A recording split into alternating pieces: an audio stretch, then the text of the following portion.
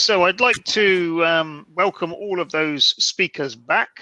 So we've got Craig here from AmericanHort. We've got Andrés from Colombia, and Anita is joining too from Canada. Anita, are you there? We can't quite see you, but are you there? Put your camera on. I have, yeah, my camera is on, but I'm not coming through. Can okay, you hear we me? can hear you. We can hear you. Okay. Yeah, we can hear you. So Okay. if the camera works at some point, that's all the better, but otherwise we will make a start. So if you have questions for the panel, please pop them on the chat, and I'll try and keep track of them as well. But thanks to all three of you for your presentations. Really appreciated the effort you put into those and to sharing them. Thought it was very interesting, Craig, that a number of these initiatives that you're working on in the US are quite current. You know, they're quite recent as well, some of these areas. So there's a few questions that have come through for you. I wonder whether you see, in terms of the offshore certification program, do you see that expanding into other areas? It's very focused on unrooted cuttings at the moment. Could you see it going to rooted cuttings or other plants and things like that? Yes, Tim, and it's very, very good to be with you, and hello, everybody. I believe the answer is yes, that we will see opportunities for programs like this to expand. Now, what's interesting is that unrooted cuttings were seen by the regulators as being relatively lower risk. I mean, obviously, seed as a general, very low risk usually. Tissue culture plants, lower risk. Unrooted cuttings were also seen as lower risk, and so this was seen as a logical place to begin. But I do think that there is somewhat of an open mind on the part of government that here in the United States, that as these systems approaches are refined, that this concept can be expanded and has, the incredible benefit of resulting in the reduction of risk at origin. Yeah. Okay. Good. And what are the costs to the participants? Presumably, they have to pay for the audit in the production site. Yes, they do. And I wish I could give you a specific number. I can research it, but there is no fee for participation. However, the audits, there are more frequent audits conducted by the National Plant Protection Organization's officials in the country of production. But in addition, there is one oversight audit per year that involves USDA officials. Sometimes these are coming from the United States. Sometimes they're people already in country. But the travel and staffing costs for those are borne by the offshore producer. So they have to deposit money into the trust fund to cover those direct costs. And of course, how much they are depends. I mean, the inspection tours, the inspection audits in Africa will be more expensive relatively than in Latin America. And it also will be less expensive if there is an APHIS person in country, a USDA person in country who is qualified. Okay, thank you. There was a question from John at Nakturenbau. He said, does it have requirements for exporting to other continents? So is it just about coming into the US, or would it also do anything for product going out to others? Yeah, I mean, this particular program, it is all about plant imports coming in. We are currently importing now in the United States somewhere on the order of 2 billion unrooted cuttings per year. They've become an incredibly important part of the supply chain over an increasing pool of plant taxa. Historically, many of them were vegetative annuals, and that's expanding, but also in perennials and even in a few cases in woody plant crops that are amenable to these production systems. So I mean, I think that the concept could work both ways, but the real benefit that we're just now beginning to see in the United States is the ability for nearly all of these shipments to completely bypass the normal USDA inspections. There's a low level of random inspections that have to be applied, but there's a huge cost and time savings associated with the majority of shipments being able to be forwarded directly to the U.S. grower where the plants are finished. Yeah, so there's a clear direct financial benefit and time benefit, I guess, of following the system. Yes. Okay, and in terms of the thinking of your own your nursery certification program, which again has just launched just recently, what is the interest that you're finding on the supply chain? I'm thinking up to the retailer level in a system like this. Do you find there's any interest, or is there growing interest, or what? How do you see that? I think the interest in the supply chain is much lower right now than we would like to see. I mean, in an ideal circumstance, the actual customer, the final customer, would be aware of and would be seeking plants that are grown under under this type of system. Unfortunately, it seems that the drivers for that kind of consumer thinking and behavior have been much slower in the ornamental sector than in the food sector, where people are concerned about what they're putting in their mouths and stomachs and their children's mouths and stomachs.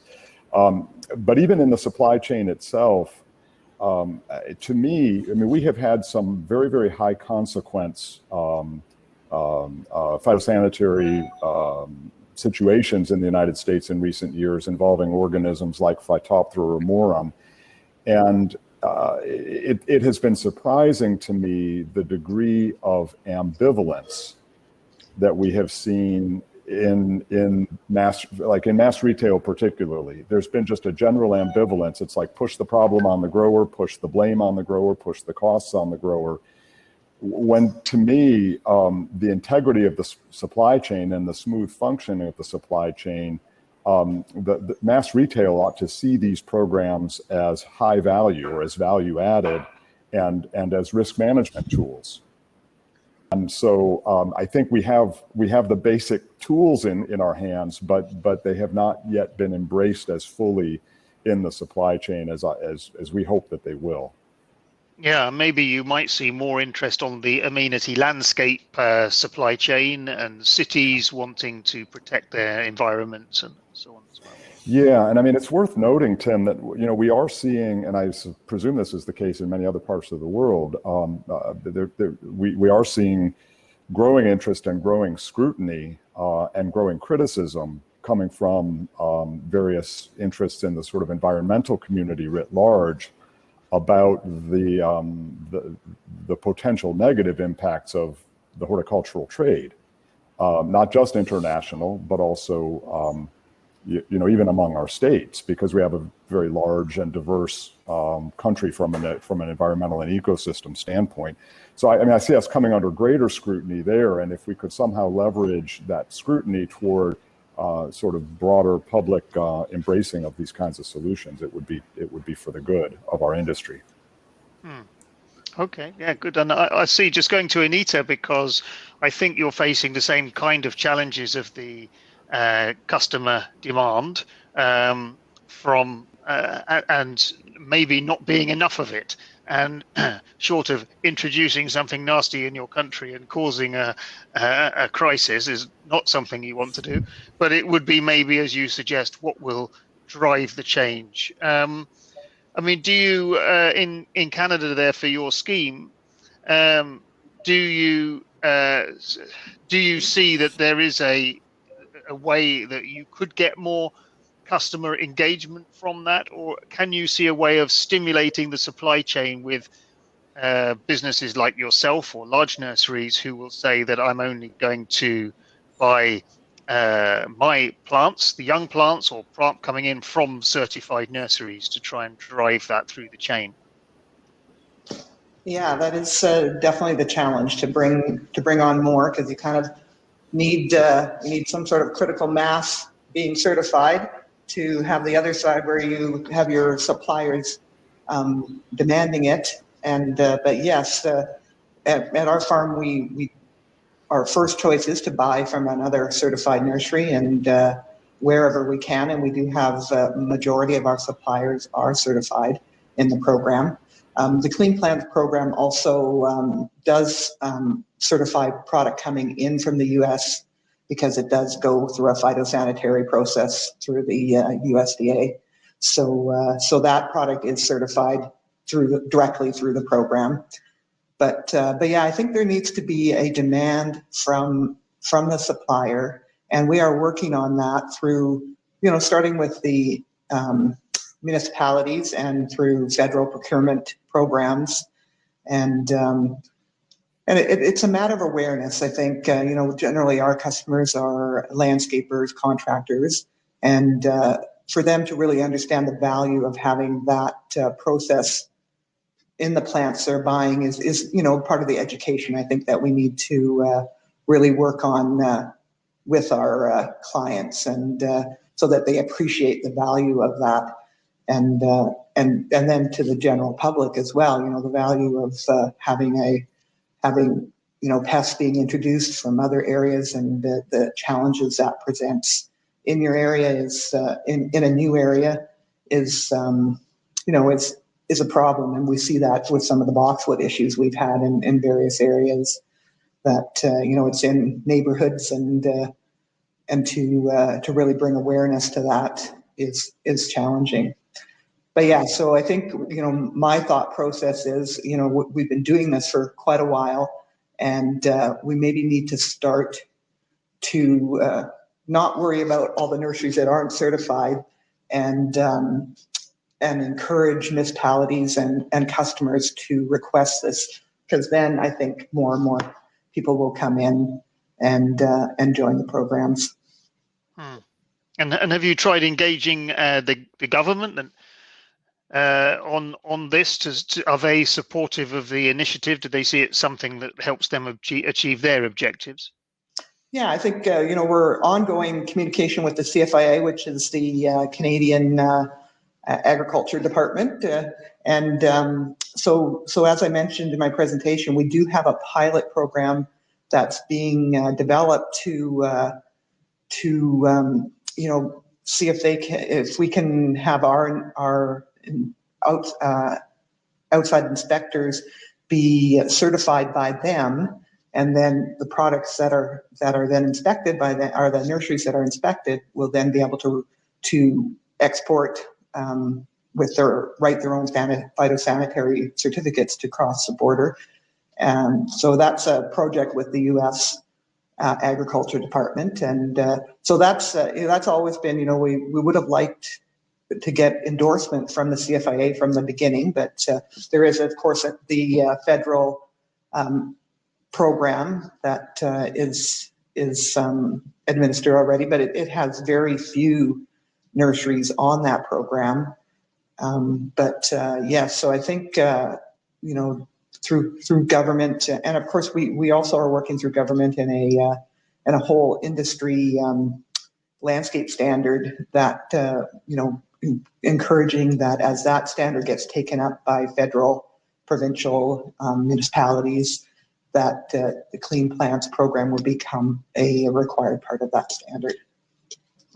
Okay, that's interesting. And I think maybe from what we were hearing from Ralph Lopian at the beginning of the conference, you may not have heard that, but he was suggesting that the IPPC is introducing a new standard to enable NPPOs to recognize national schemes as well, and to make it more incorporated within what they're doing. That's great. Well, Andre, in Colombia, so your growers are busy servicing the needs of many different countries and their requirements. You don't have your own industry initiative, and we wanted to include you for that reason, really, to be able to see, because I think you can see that there is a potential benefit through having a kind of standard or something which would have more international recognition to help you and your growers. Is that correct? Thank you, Tim. Yes, you're completely right.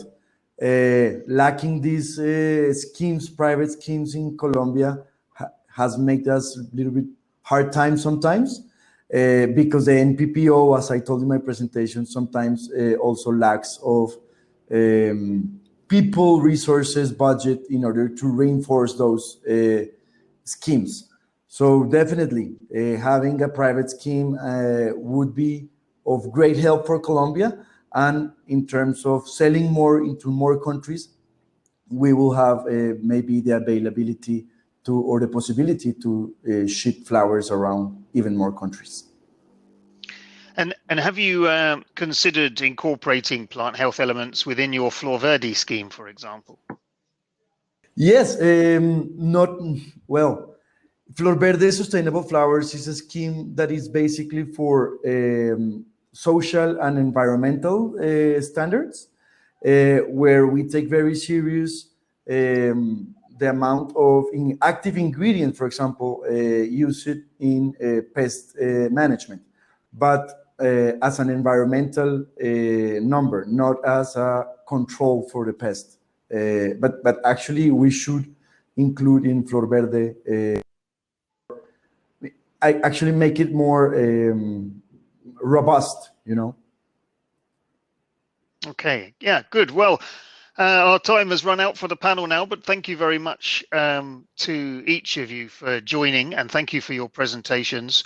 It's really been helpful to get this global perspective on how the industry is tackling this issue, and interesting to see so many initiatives sort of coming along at the same time, and it sort of is saying something, I think, for us to see how we can pull something together on a global perspective. So thanks very much to Craig, Anita, Andre for joining us for this panel session. Many thanks.